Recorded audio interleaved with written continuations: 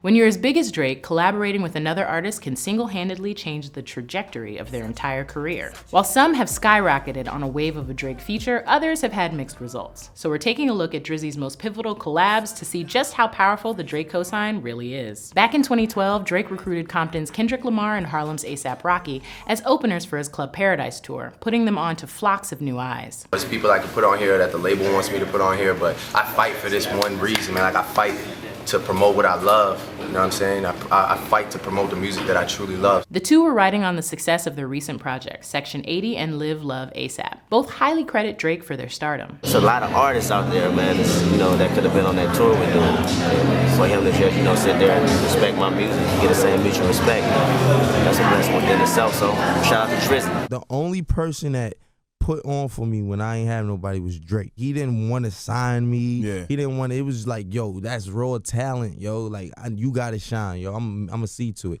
I forever owe Drake. They all appeared on Rocky's 2013 smash, Fucking Problems. Drake later canonized that moment on 2016's 4 p.m. in Calabasas. When they told me take an R&B nigga on the road, and I told them no and drew for Kendrick and Rocky. I tried to make the right choices with the world watching. In 2013, Migos landed their first Billboard Hot 100 spot when Drake joined them on a remix of their track, Versace. Versace, Medusa head on me like I'm Numinati. This is a gated community, please get the fuck up the property. It been there before you got on, we just needed that extra little, you know what I'm saying, that extra little push.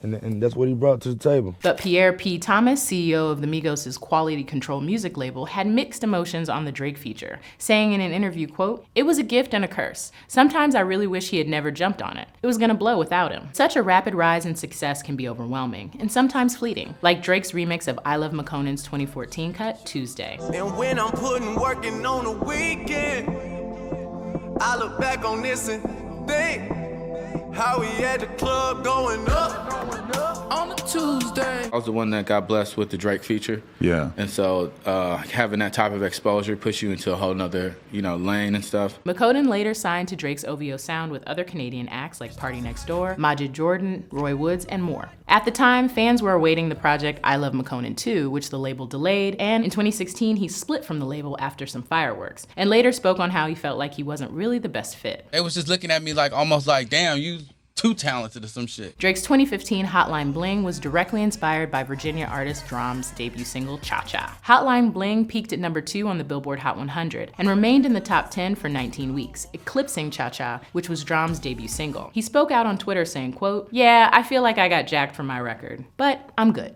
In an interview, Drake compared the rewrite to the dancehall tradition of multiple artists recording over one rhythm or instrumental. Like in Jamaica, you'll have a rhythm and it's like everyone has to do a song on that. Imagine that in rap, or imagine that in R&B. Even the now successful artist The Weeknd found his early work with Drake to be a mixed bag. Many of the songs he had written for his debut project, House of Balloons, ended up on Drake's 2011 album, Take Care. In a 2013 interview, The Weeknd said, quote, "I was hungry. I was like, dude, take anything. I almost gave up half of my album. It's hard. I will always be thankful. If it wasn't for the light he shined on me, who knows where I'd be? And everything happens for a reason." Memphis's Block Boy JB also had a life-changing 2018 with the Drake-accompanied Look Alive, but he has yet to replicate the same success. 901 Shelby Drive, look alive, look alive. Niggas came up on this side, now they on the other side. A song with Drake, nobody can get that. And for me to get it for free, that shit is love. Miami City Girls got an all-star treatment from Drake in 2018 with a guest spot on his mega hit In My Feelings and its viral music video. Drake even shouts out the members in the chorus. JT,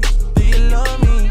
Are you riding? Say you never ever leave from beside me. He been in the game for a long time. He is a legend, but he still is hip with what's coming. Drake's latest alliance is with R&B starlet Summer Walker on a remix of her song Girls Need Love. Her newly released debut album Over It even inspired Drizzy to write 2 new songs. How about I just take my time?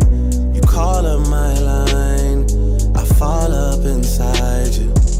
Girls need love too, I know. I think he slid into the DMs and was like, "I saw your video on a bowling alley monitor. thought it was cool. As time shows again and again, the Drake cosign is a music industry stamp of approval. The Six Gods even tapped into international markets, from collabing with Jamaican dancehall artist Popcaan to Nigeria's Wizkid, working with UK's Skepta and Georgia Smith, and even speaking Spanish with Puerto Rico's Bad Bunny. And while it's up to these artists to keep their flame going, it's always keeping the heat on for Drake. These niggas the look, the verse, and even the hook. That's why every song sound like Drake featuring Drake. I'm Hillary with Genius News, bringing you the meaning and the knowledge behind the music.